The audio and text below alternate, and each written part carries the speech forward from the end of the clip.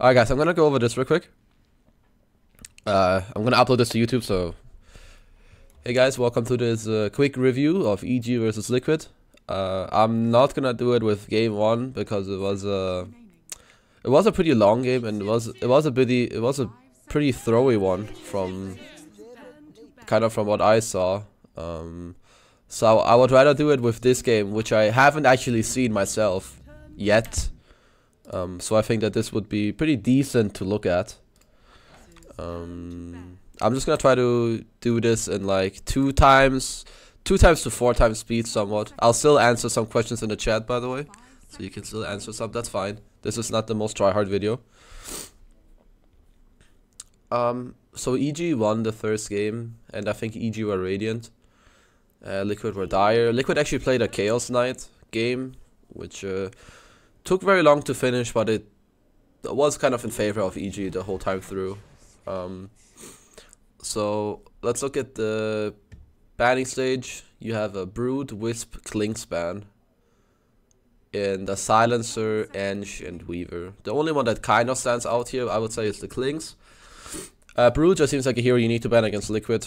Io is a very strong hero that Liquid plays very well. Klings is kind of in the meta right now.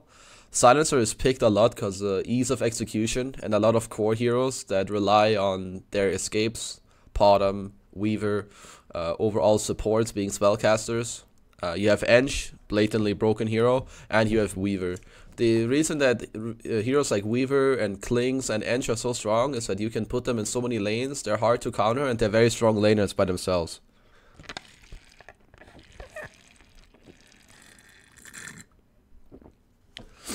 Thank you, Zauko. Smart banning the Brood? True. Why is Io Gyro so strong right now? I think it was just forgotten for a little bit. So you have a first pick, Venge by Liquid. I'm gonna go a little in depth as to why this hero is so strong. A few patches ago, I don't know if you guys remember, they changed a lot of the stats, where Strength gave more HP to Strength heroes, but less HP to non-Strength heroes. You guys remember that? Also in that patch, or one patch after, they realized, holy shit, Strength heroes are too strong, so they removed 1 base armor of all the Strength heroes in the game. So if I'm just gonna show you now some heroes and their base armor, it's gonna give you a slightly better input as to why.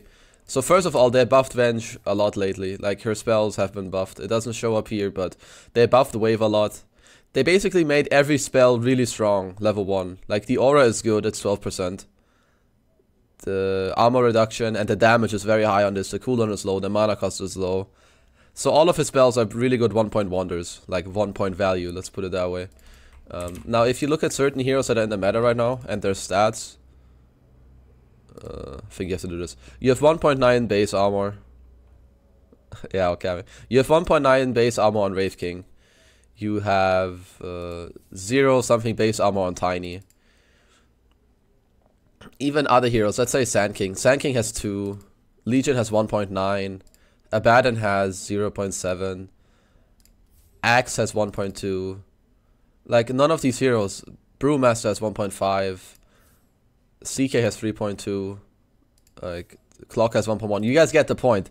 Every hero with just this goddamn wave of terror, they get put to like, they get put to 0 or minus armor, which is incredible. The damage and the amount of stuff this does and the way they buff this hero is very strong. Which is also why you see a follow-up comment, you see a lot more Ring of Basiliuses in these duo lanes. For the first reason of that all these strength heroes lost armor, which means armor for them now is more valuable, because their HP pool is higher but their armor is lower, meaning their effective HP is about the same. And then the second reason is that there's so many duo lanes, and the Ring of Basilius doesn't only help you, but it helps your partner, depending on who holds the Basilius. Wave of Terror is an overbuffed ability, that is certainly correct. So you have EG countered with a Wraith King Dark Willow. Crit plays a very good Dark Willow. This is also a hero people have been sleeping on. This hero is too strong. I'm surprised it has been this underpicked, actually. Wraith King, just a solid hero right now, can go to many lanes. Not my favorite against Venge, but then again, there's a lot of heroes that I personally don't like against Venge, because, like I said, low armor. And then Nature's Prophet picked by Liquid. I guess they like the fact that you can put Prophet against Wraith King in the lane. Similar story, kind of. He is a low armor hero and very single target damage until later in the game. But yeah, and perhaps Liquid just feel comfortable with this pick. Anyway, we're gonna fast forward a little bit. They ban Ursa because I assume they're afraid of laning. Also, Liquid is gonna have last pick in the next phase as well. They also ban Necro, and then Liquid bans Storm and Alchemist. I'm surprised they ban Alch here. The reason why I'm surprised that they ban Alchemist here is that they have the last pick in the next phase. But what this could give them is that they didn't know what to ban. Or like they didn't have a hero to ban. So they would rather ban the Alchemist here, which is gonna 3-up their last ban. Because if they ban it here instead of, I don't know, let's say some position 5 hero for Fly. Let's say they were thinking of Phoenix or Alchemist. If they ban Alchemist here, it most likely means that they don't have to ban Alchemist here later. Because they used this ban earlier on in the draft, which is gonna 3-up the last ban. I think that was an okay explanation. So they picked Spectre, which is most likely the 2 reasons why they banned Ursa and Necro. Those heroes really pressure the hero in the lane and throughout the whole game. Brewmaster picked. Brewmaster is pretty cool against Dark Willow because your Air Panda can purge all the spells on Dark Willow actually. You can purge everyone that's terrorized, you can purge everyone that is Curse Crowned or Rooted. What I have seen Liquid, EG do a lot, sorry. I think they've been the only team to do this. They pick Lich. I'm gonna try to go a little in-depth as to why they pick Lich. I'll try to tell you the reasons, what I believe. They also opened Ursa, which could open for Alchemist. That is also true. I see them pick Lich when the enemy team has Venge or like a physical aggressive duo lane. Like a Weaver +1, Venge Weaver. In this case, Venge Brewmaster or Venge Nature's Prophet. So basically they counteract the fact what Venge gives you, which is the minus armor. Lich basically counters it with just 1 level in the armor. And also the last times I've seen them do this, they also had Spectre. So they just keep the lane under the tower the whole time and they armor the Spectre and he just farms. It's kind of similar to the metagame that happened between, or like during the TI qualifiers, especially the European ones, where Spectre kept on being paired with a healer. This is sort of the same, but a little different. Because this helps the Spectre sustain, not in a healing manner, but just in the way that he takes way less damage and he's gonna feel more comfortable CSing. But anyway, Liquid countered with Terrorblade, which is, I don't know exactly how this matchup goes, Terrorblade against Spectre. But I guess it's one of the better ones for TB, because Spectre should never be able to burst you, which means you always have Sunder, you have Reflection, you can have high range, which is very good against Dispersion, and you hit very hard, which is also good. So yeah, I can see why they would pick it. They ban Venom because they're afraid of laning. None of these heroes like to play against Venom right now. It pressures Spectre, it pressures Wraith King, it wins both the lanes against these guys. They don't have the best catch in the lanes, and both their supports are squishy. So their supports, if they get hit by an ulti or a Gale and 1 poison sting hit, they're just gonna suffer a lot. Last ban here for EG, they need to ban a Sumail hero that goes mid, that is last pick. I don't know what they ban, I haven't seen it before, I'm just gonna make a quick guess. They need a Sumail hero that goes mid, that can pressure against these type of heroes. They have no catch right now. I would maybe say Queen, but Queen hasn't really been picked. Queen or Tiny ban or pick. I don't know what else there is.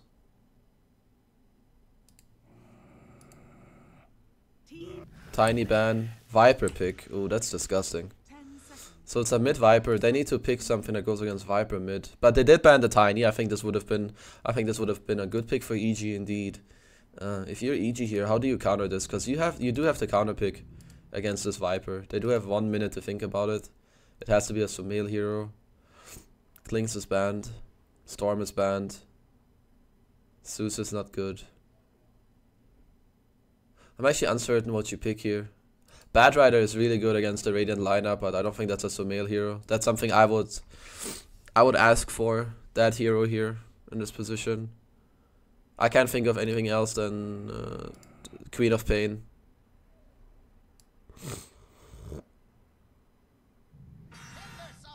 Oh, I did say Timber.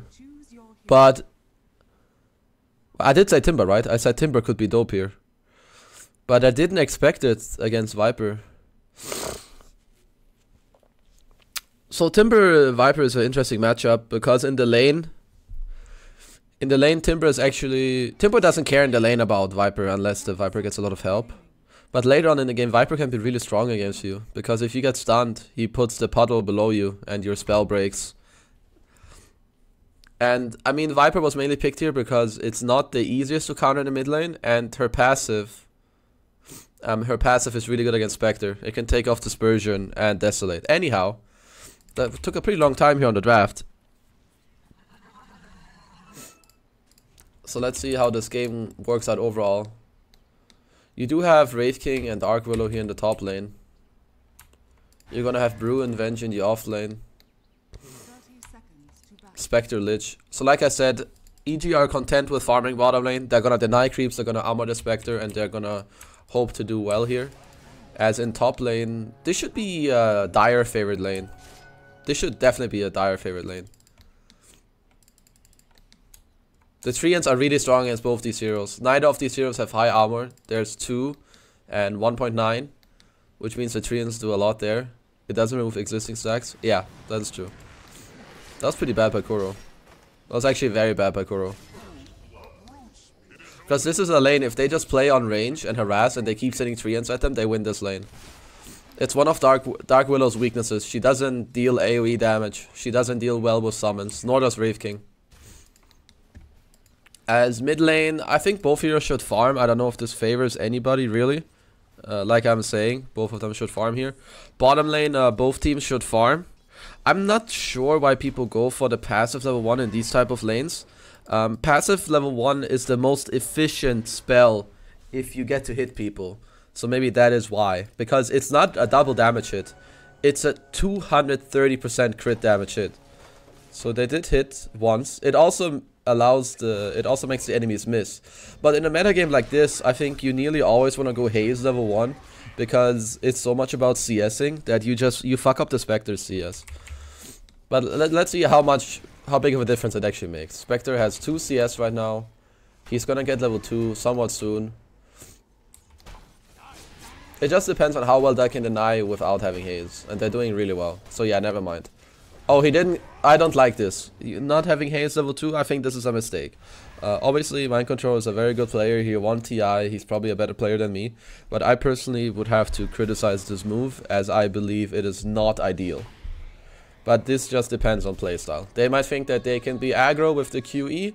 I personally would probably go WE and then 1 level in Q. But I think the lanes aren't that crazy this game. Like I said, every lane should farm. Mid lane, I don't think anybody should die. Both of these heroes should farm. Top lane, both heroes should farm. And bottom lane, both heroes should farm. So the first thing I want to highlight is the first nighttime. Which is very useful. The first nighttime is usually when you see good teams rotate towards the mid lane and place a ward. Because as you can see, playing mid lane is... like... looking at the mid lane, it's so scary to play mid without having a ward. You need a ward in mid lane. Anytime there's night, I can just give you guys a small rule of thumb. If it's nighttime and there might be a fight in mid, don't take the fight if you don't have a ward. It is so, like, you don't see anything. If you look at Matumaman's perspective right now, he sees jack shit. The good thing for him is that this meta is so reliant on laning that it's not that common. For the other team to gank him right now. Which is also another reason, a lot of top teams, they only start with 1 ward. Let's actually look at with how many wards they started. Why do people start with 1 ward, KheZu? Oh yeah, it's a great question, BSJ. The reason a lot of teams only start with 1 ward, let's look at Radiant. They only have... no, they have 2 wards. Let's look at Liquid. Let's just go back a little more, I guess. So Liquid have 0 wards right now. And EG do have 2 wards. Do Liquid actually start the game with 0 wards?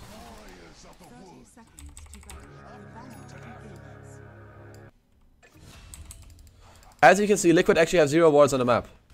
So you wonder, lol, Why would they do that? If this happened in my pub games, I'd get mad. Look at Liquid supports. Look at how much gold they use on themselves and the laning stage. The reason why top teams don't buy wards, I learned this only a little bit ago, is that the meta is 2-1-2. Nobody is moving. You don't need to place wards until like the first nighttime. They spent all their gold on the consumables on Venge. They used all their gold on consumables as well here on KheZu, who only spawned 1-3. This is probably why they lost TI. So the simple reason is that people aren't moving, so you don't need wards early on. Unless your midder wants a lane ward, or you have a midder that abuses runes. Queen, Storm, Puck, Tiny, etc. But in this game, not only does it allow you to spend more gold on consumables, which is needed for the current metagame, the second reason, nobody moves. And the third reason is that it allows you to have more wards throughout the other stages of the game. Alright, enough about that. So let's look at the nighttime real quick. So if there's any support players out there, or in general, you want to make sure that during nighttime is the best time to gank mid as well. Simply because it's night and it's so hard to see it coming unless there's vision. Not only can you go towards mid, but you can also place the vision you need towards mid lane. Like you can see KheZu do. He ran from bottom to mid, he places the ward. They actually placed 2 wards. It's very common that during the nighttime 2 wards get placed.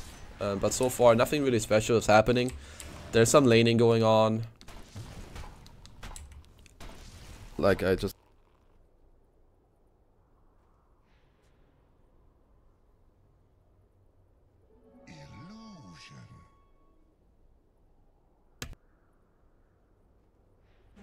Dire's middle tower is under attack.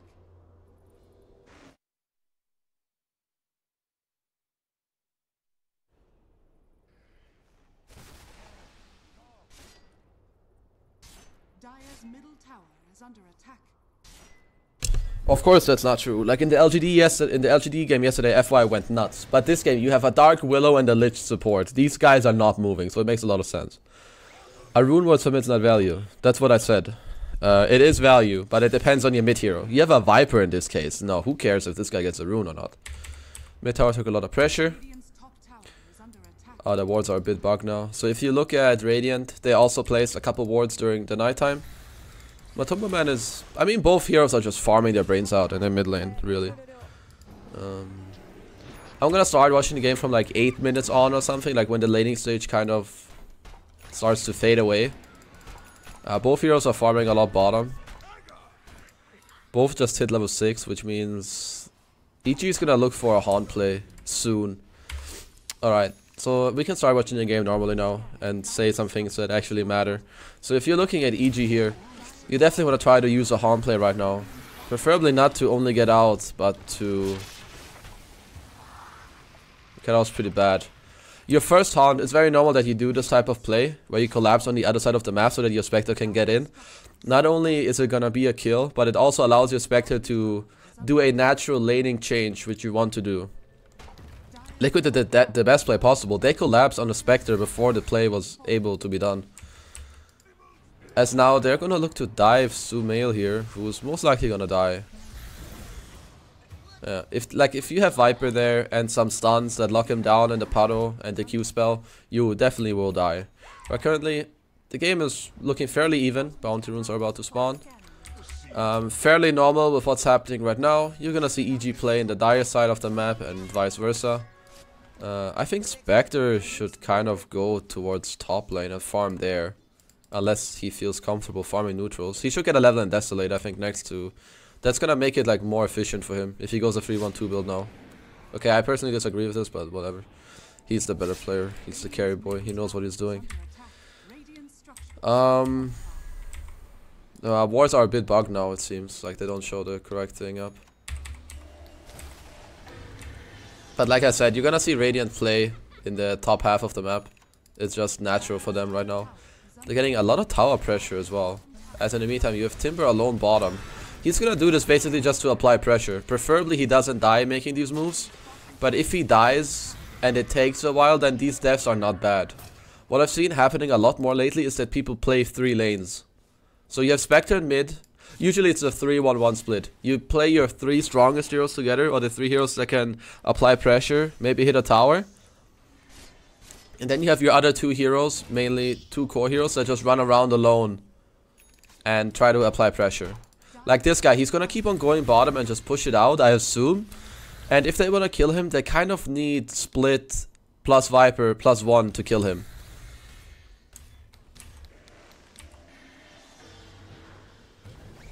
Crit is doing good work, even though he did die here. Haunt does get used, they have a shrine available, and Crit, I mean Sumail should just get out. But in the meantime, TZ gets stuck. In the meantime, they're farming on a lot of heroes, but so are both teams. They only have 1 ward out on the map right now. I would like EG to place 1 ward bottom and 1 ward mid. Once again, it's nighttime. I expect Liquid to have a mid ward. They do not. Liquid actually only... What's happening to the wards? Like, Liquid have 1 ward here and 1 ward very defensively down bottom, as they use another split to kill the Lich only. I would not call this a successful Blink Dagger. A successful split. As in bottom, man, Crit is doing a lot of work. Every time I see something, it's Crit running next to a hero with Bedlam. As they do get some return kills. Sunder onto Wraith King. Well done. Liquid slightly ahead now. Oh, now the wards look normal again, I guess. Oh, Sentry have the normal. Superman gets a kill. Basically what happens in a lot of these games is that, like I said before, Radiant plays in a Dire jungle, Dire plays in a Radiant jungle. Why does this happen?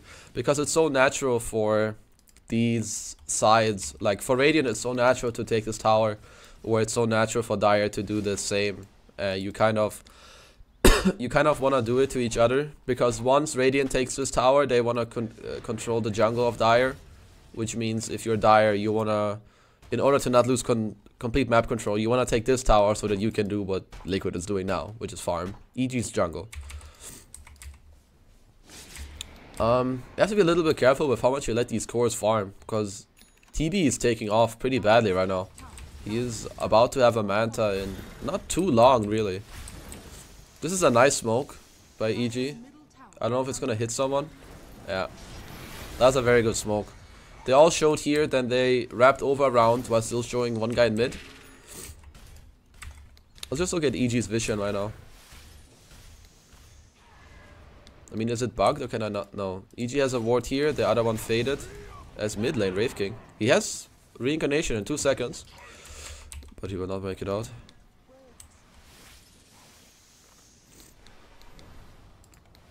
They're not going on this Timber. Mid tower is most likely gonna fall. Might get denied.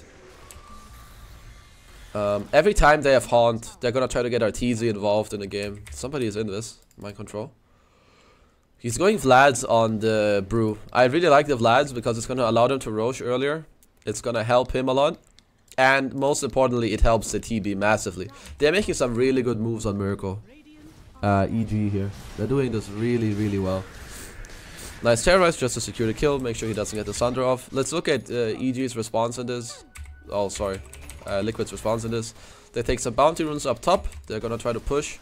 Kuro, I think he should start cutting some waves, as he is looking to work on a Glimmer Cape. Sumail did take the reactive armor stacks, which is fairly interesting, considering you play against a Viper. Nice try by Crit. He wanted to get the kill while TPing out. It's a good try. But ultimately, it was a greedy play. Top tower gonna get denied by EG here. Oh, I was about to say that the next objective is Roshan, but it already happened. So they just went to Rosh with Wraith King Aura and... Oh, they have an Illusion Rune on Spectre. Spectre Illusion Rune is actually insane. With the most recent change, or well, not most recent, but a while ago they changed that illusions can hit the Roshan, right? And they get Desolate, which means they actually deal a lot of damage. So both carries finished their Manta.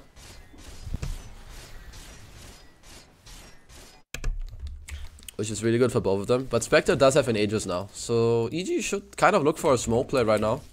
Maybe they can take this tower down and still look for a fight bottom. If they do, they have to do it the right way. Otherwise, EG are gonna have to go bottom with 1 hero and then push the lane out. Because this lane is pushing a lot. As actually the fight did start here. Onto Kuro somehow. They see him. Oh, they see him on this ward. They jump with Wraith King. Timber comes with the follow-up. That's a kill. Mind Control TP's in, gets the split off. Haunt is on as well. Oh, that's a very nice purge. I think he insta-killed the Manta. He did. That's very, very good by Mind Control. As a swap comes out, another Wraith King stun. He does have reincarnation, so you don't really want to kill him, because now you slow all your allies. BKB on Matumba, man. Ulti onto the Wraith King, who is gonna die. But Miracle died. Wait. We have to look at Miracle dying. I mean, he just gets blasted. He actually had a hard time trying to get his Sunder off. Spectre still had the fucking Aegis here. So this is just not a good fight for Liquid. They're just getting run over. They're too tanky on Radiant to deal with them. They focused the Aegis a little bit and the guy that has 2 lives, which hurt them a lot. So very good fight by EG. It started nicely with the ward that they had here.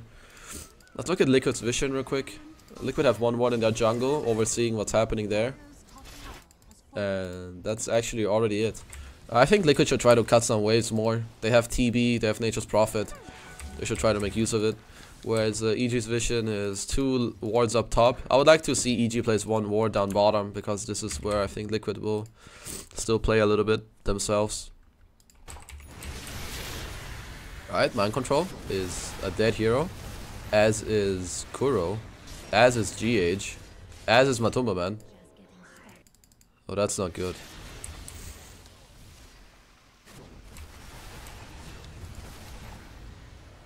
That is bad news. Spectre got stuck again by killing Kuro, I guess, on bottom. Well, Miracle is alive. He does have a BKB now, but this is a 5k gold lead. Oh, they kill Sumail. That's a nice move. Roshan will... Rosh may respawn in 1.5 minutes. Usually when you get to this point of the game where both teams kind of rely on the Aegis, you're gonna see that both teams will play around the Roshan pit. Or mainly, they will play around this area, like the Dire entrance jungle and the Radiant high grounds near their Ancients and Shrine camp. Because both teams know, okay, Roshan is super important. Which means what you should do if you're Liquid here is you try to prepare the bottom lane to be pushed in. You're gonna send Treants there or Illusions to get this lane pushed in so that hopefully you can get a response. Luckily for EG, they have a hero that can deal with that nicely, which is Spectre. He can defend this lane, push it out, and then it doesn't matter that Liquid, that EG aren't 5 heroes here, simply because they do have a Spectre. So one cool move you could do in order to prepare against that is that you smoke bottom as Liquid and kill the Spectre here. I think they didn't care about TI. Saying that someone didn't care about TI is just very bad.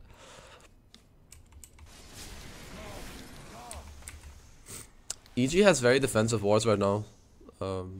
They should somewhat predict that Liquid will eventually smoke into them. You can see that both teams are prioritizing a Roshan ward right now. EG do see this. This is EG's vision. And EG should fight this. There's no way either team is gonna give up Roshan for 3 here.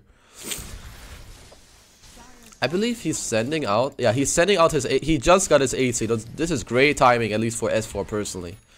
He's getting a BKB on Spectre, which sadly he can't use, because the courier is... He's gonna have to wait a few seconds. He could haunt right now, but then he will come in a little late. Anyhow, okay, the fight is gonna start. Look at... Liquid have a great ward here. This ward is great. But they're gonna have to run through. Oh, he cancelled that ulti very early. This is a very nice terrorize. So the fight starts. Lich kind of drops immediately, but he did get the Chain Frost off. Here comes S4, who I don't think you want to attack. Okay, he has a second life. Arteezy is trying to kite around, and Liquid have to run. Their BKBs are running out. Split half duration. I think if EG play this fight together, they can't lose it. No mana on TB, but Sunder doesn't cost anything. Can they burst him before he gets a Sunder off? Yes, they can. Well played. Buyback on Kuro. This is just a bad fight. I just think these fights are hard, because they need to win the fight during the BKB. There are so many stuns and so much damage. And they cannot go on S4. If they go on S4, he will respawn every single time. They have no type of mana burn. Which means he will always come back. As they kill Matumba and GH without buyback, I just think that might just be it already.